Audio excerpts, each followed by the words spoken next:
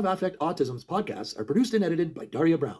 Please note that the views expressed during all episodes are solely those of the individuals involved, do not constitute educational or medical advice, and do not necessarily reflect the views of Affect Autism, Daria Brown, nor ICDL and associated parties. Listeners should consult with professionals familiar with their individual circumstances for specific support. You're listening to the We Chose Play podcast from Affect Autism, where affect is the #1 tool we use in supporting development through playful interactions. Floortime tips for behavioral challenges at school, October 22nd, 2018. Behavioral challenges can pop up from time to time in our children, and this is to be expected.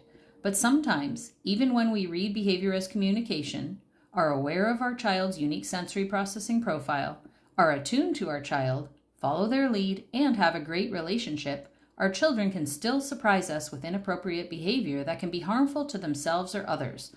What is going on? What do we do? Our latest challenges involve behavior at school. Using a developmental approach, I am understanding and caring about what is going on, using all that I learned in my training towards my advanced Floortime certificate, and through experience consulting with and alongside many DIR expert training leaders. I was still left wondering, though, what could I be doing more, rather than waiting on my child's development and readiness? I asked my colleague and mentor, DIR expert Jackie Bartell, about the situation, and she offered some great suggestions. Jackie is a retired special educator who has been practicing Floortime in a school setting for about 25 years. Her knowledge and experience is greatly appreciated, so I wanted to share what we discussed in this episode. Scenario 1. The situation. For many months now, on many days upon arrival at school, our son is so incredibly excited to see his one friend that he will run at full speed up to his friend, startling him and those around him, and tickle him while yelling, "Tickle, tickle, tickle!" causing the already dysregulated friend, who is already having a hard time transitioning to his own arrival at school, to become further upset and cower away from my son. He will be visibly unhappy at what my son is doing. A developmental approach.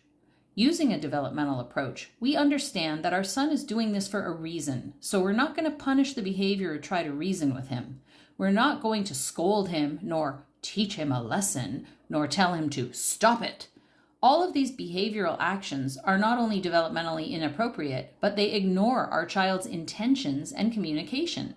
They also ignore that our child, although capable of ideal behavior under many circumstances, might struggle to organize himself when so much is happening and his nervous system gets too upregulated. We have to understand that our child's developmental capacities might be suggestive of not knowing a different way to communicate or play. This could also be due to motor planning and sequencing challenges. Just like we wouldn't scold, punish, or expect a baby to behave if they playfully smacked us in the face, we could see our child through the lens of developmental difference and guide and support them instead. What is a more socially acceptable way to say hi to our friend and express how excited we are to see him? The why. Our son is super excited to see his friend, and this is his way of communicating and sharing that excitement. But something else is contributing to why this is happening. This is a transition from home to school and away from mama to his friends and school staff. This is likely making him dysregulated on some level, and moving organizes him. This is a part of his sensory profile. Running gives him some regulation as he races towards his friend. What to do? Usually when this happens, I tend to aim to help him understand the consequences of what he is doing. Oh no, friend is not ready to say hi yet. He didn't like that. But this is focusing on what not to do. Our son really needs to hear what to do. So here's where Floortime comes in. On the drive to school, I can talk about it with my son. I can say, "Do you want to say hi to friend when we get inside? How can we say hi to him?" Once we think and socially problem solve some ideas of how he can say hello to his friend, we can prepare just before we go into school to let him know the expectation of what to do, which is different than what he can do, which we discussed a moment ago, because it can be dysregulating and disorganizing for him to hear a big list of all the possible things to do. In the moment, if he doesn't do what was discussed, We can use less language since he is hyper-aroused and will not be processing the language, and just guide him away from his friend rather than discuss what happened. At home or school, we can create a social story that he can look at. It talks about going to school and the steps that will happen, but will not mention what we don't do. For example, when I get to school, Mama drops me off and gives me a kiss. I will remember that I can use words to say hello to my friends. My teachers will be very happy when I remember to use words to say hello to my friends. I might feel very proud because I remembered to use words and say hi to my friends. When he continues to run and tickle his friends for a few days, we won't get upset because we know that this can take some time.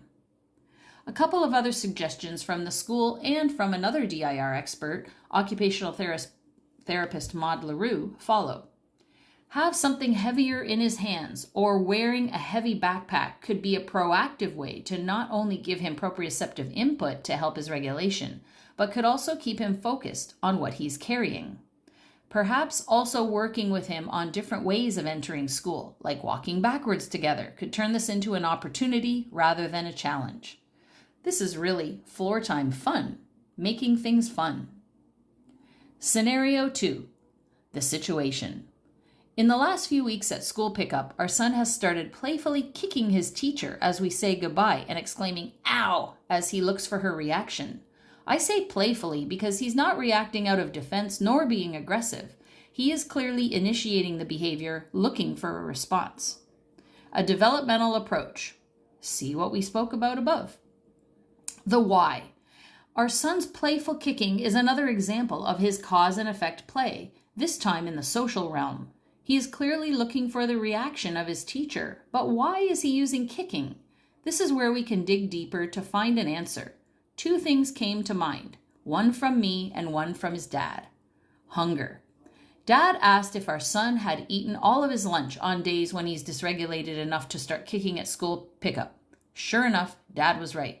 Our son had not eaten all of his lunch and was likely really hungry by the end of the day. We know that when our son is hungry, he tends to act out. The next question would be to find out why he wasn't eating his entire lunch. Jackie suggests there could be many reasons. Perhaps something happened at lunchtime, like witnessing another child's meltdown, that could have distracted the child from eating their lunch by affecting their regulation. If this were the case, the staff would need to slow down to support regulation in order to ensure that hunger is taken care of for all the children.